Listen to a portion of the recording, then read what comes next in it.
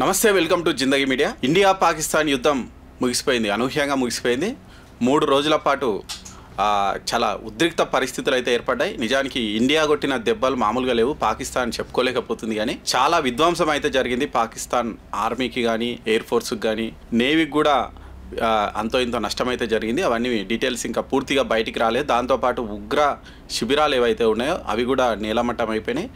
చాలా కరడుగట్టిన ఉగ్రవాదులు కూడా చనిపోయారు. మసూద్ అజార్, ఇద్దరు బామర్దులు, తమ్ముడు, దాంతోపాటు లష్కర్ ఎ తోయిబాకు చెందినటువంటి కీలకమైనటువంటి ఉగ్రవాదులు చాలామంది చనిపోయారు. మనం ఎప్పుడైతే మనం చేసినటువంటి దాడుల ఆపరేషన్ సింధూర్ ఏదైతే ఉందో ఆ రోజు చాలామంది అయితే చనిపోయారు. ఆ డీటెయిల్స్ ఒక్కొక్కటిగా బయటకు వస్తున్నాయి. ఈ యుద్ధం ముగిసింది కదా, నెక్స్ట్ కూడా చాలా విషయాలు బయటకు వస్తాయి. నిజంగా ఎన్ని ఫైటర్ జెట్స్ కూలిపోయినాయి, పాకిస్తాన్ నేవీకి ఎంత నష్టమైంది, ఆర్మీకి ఎంత నష్టమైంది, ఎయిర్ ఫోర్స్కి ఎంత నష్టమైంది, చాలా ఎయిర్ ఫోర్స్ స్టేషన్లు అన్నీ కూడా మొత్తం నాశనం అయిపోయినాయి. మన డ్రోన్స్ చేసినటువంటి దాడిలో, మన క్షిపణులు చేసినటువంటి దాడిలో పాకిస్తాన్కు మామూలు లాస్ అయితే కాలేదు. దాంతో ఆ దెబ్బకి ఏమైందంటే పాకిస్తాన్ దిగొచ్చింది. అమెరికా మధ్యవర్తిత్వం, తనంతకు తాను మధ్యవర్తిత్వం చేపట్టలేదు అమెరికా. పాకిస్తానే అమెరికా కాళ్ళబేరానికి వెళ్ళింది. ఎట్లా నువ్వు చెప్తేనే వింటాడు మోడీ, లేదంటే ఇక మేము నాశనమే అవుతాము, ఇట్లానే వేసి కాస్త దయతలచండి అనేటువంటి పరిస్థితిలో మరి ట్రంప్ యంత్రాంగం మధ్యవర్తిత్వం చేసింది. నిజంగా మొన్న అసలు ఉగ్రవాద దాడులు జరిగినప్పుడు మనం చూసినాం. ఎవరైతే అమెరికా ఉపాధ్యక్షుడు ఉన్నాడో జేడీ వాన్స్, ఆయన ఇండియా పర్యటనలో ఉన్నప్పుడే వాళ్ళు పహల్గామ్లో ఉగ్రవాద దాడులకు పూనుకున్నారు. దాంతో వాళ్ళు కూడా చాలా సీరియస్ అయ్యారు. అమెరికా వాళ్ళు మనకు ఫ్రీ హ్యాండ్ ఇచ్చేసారు, సరే వేసుకొని ఒకసారి దెబ్బేస్తేనే మనకు అర్థమవుతుంది, చెప్తే ఇన్నెటోడు కాదు. కొంతమంది ఉంటారు, ఒకడేమో బెదిరిస్తే లొంగుతాడు, ఇంకొకడేమో దెబ్బేస్తే లొంగుతాడు. ఇంకా ఇటువంటి పాకిస్తాన్ మూర్ఖులు ఉంటారు. ఈ పాకిస్తాన్ మూర్ఖులకు బెదిరిస్తే దెబ్బ కొడితే కాదు, పొడిచి రక్తం చూపిస్తే తప్ప వాళ్ళు లొంగే రకం కాదు. అందుకే మోడీకి ఫ్రీ హ్యాండ్ ఇచ్చిండ్రు. అందుకే మోడీ చేసేదంతా చేసిన తర్వాత ఇప్పుడు వాళ్ళు దిగి వచ్చిర్రు. అంటే వాళ్ళకి అర్థమైంది, ఇక మేము యుద్ధం చేసే పరిస్థితిలో లేము. ఎందుకంటే ఆ బిచ్చపు పాకిస్తాన్ పరిస్థితి ఎట్లుందంటే, మొన్న 1000 కోట్ల డాలర్లు, 100 కోట్ల డాలర్లు అంటే మన కరెన్సీలో 8500 కోట్ల రుణం కోసం, అప్పు కోసం అంటే కాళ్ళబేరానికి పోయింది IMF దగ్గరికి. మరి అలాంటి అంటే 8300 కోట్లు అంటే నిజంగా మన దగ్గర చాలా, అసలు మన తెలంగాణలోనే ఉంటాయి 8300 కోట్లు. మనం దేనికి రుణమాఫీకి దానికోసం యూజ్ చేసినాం. దానికోసం కూడా వాళ్ళు అప్పుకోయారు. ఆ దేశ పరిస్థితి అంత ఘోరంగా ఉంది. అట్లా బిచ్చమెత్తుకుంటే పాకిస్తాన్ యుద్ధం చేసే పరిస్థితిలో లేదు, అది అందరికీ తెలిసిన విషయమే. వాళ్ళు చేసిందంతా ఏంది, అట్లా ఊపుడు, అంటే ఊపి చూసారు కదా, అంతే. అంతకుమించి వాళ్ళు ఏం చేయలేదు. ఏదో బెదిరియనికి పోయారు, దానికి అంత సీన్ లేదు. ఎంత విధ్వంసం అవుతుందో, ఎంత లాస్ అవుతారు అనేది వాళ్ళకి అర్థమైంది 2-3 రోజులకే. అందుకే కాళ్ళబేరానికి పోయి అమెరికాతోని రాయబారం నడిపారు. మొత్తానికి అమెరికా రాయబారంతో యుద్ధం అయితే ముగిసింది. ఆల్రెడీ 2 దేశాలు ప్రకటించినాయి, ఇక మేము కాల్పుల విరమణకు ఒప్పందం చేసుకున్నాం, ఇక లేదు ఎక్కడికక్కడ ఆగిపోయారు. దాంతోపాటు నెక్స్ట్ ఒక 2 రోజుల్లో శాంతి చర్చలు కూడా జరుపుతామని చెప్పారు. మరి ఇక శాంతి చర్చలో ఏం చేస్తారనేది చూడాలి. దాంతోపాటు భారత ప్రభుత్వం ఒక కీలక నిర్ణయం కూడా తీసుకున్నది. ఏంటి అంటే, భవిష్యత్తులో ఇంకేమైనా ఉగ్రవాద దాడులు జరిగితే దేశంలో ఎక్కడ జరిగినా కానీ దాన్ని దేశం మీద యుద్ధంగానే పరిగణిస్తాము, మళ్ళీ అటాక్ చేస్తామని చాలా స్పష్టంగా వాళ్ళు కూడా చెప్పేశారు.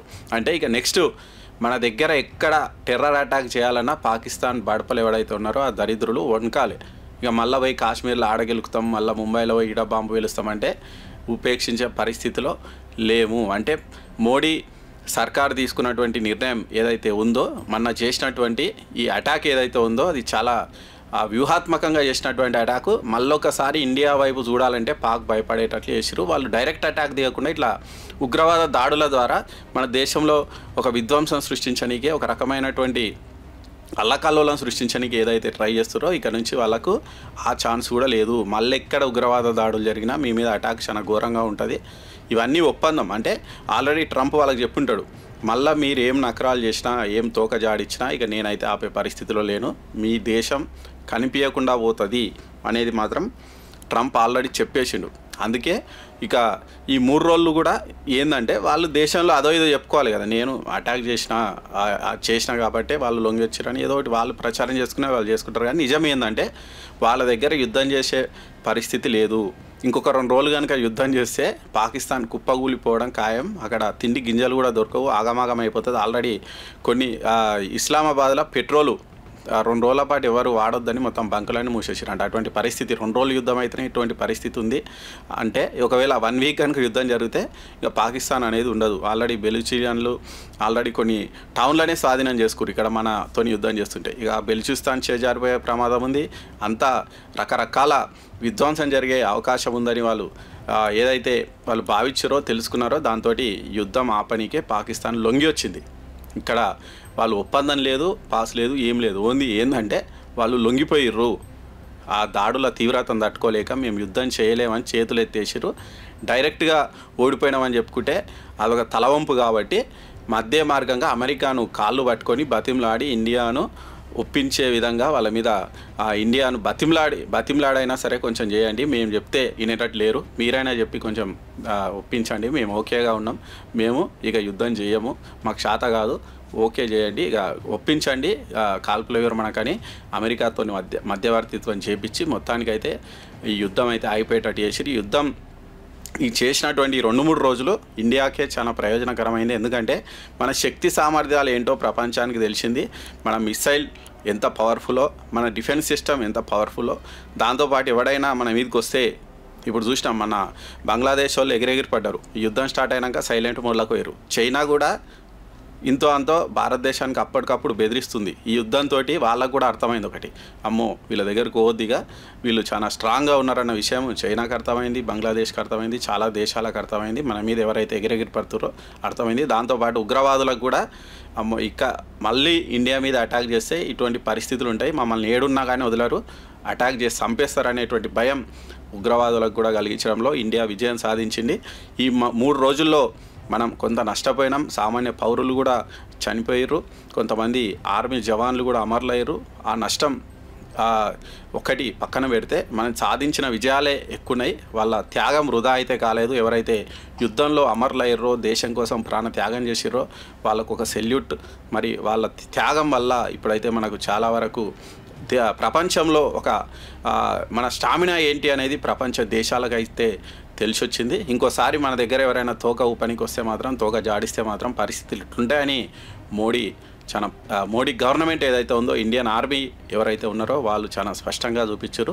ఓవరాల్గా ఈ విజయానికి కారణమైనటువంటి ఫస్ట్ మన సోల్జర్స్, వాళ్ళకి సెల్యూట్. దాంతోపాటు గవర్నమెంట్ కూడా చాలా దృఢ నిశ్చయంతో ఇదేదైతే చేసిందో వాళ్ళకు కూడా సెల్యూట్. మళ్ళీ ఇంకొకసారి ఇటువంటివి మాత్రం జరగకుండా గట్టి బుద్ధి అయితే చెప్పారు. ఇది భారత పవర్ ఏంటి, భారత సత్తా ఏందనేది ప్రపంచానికైతే చూపించింది ఈ 3 రోజుల యుద్ధం.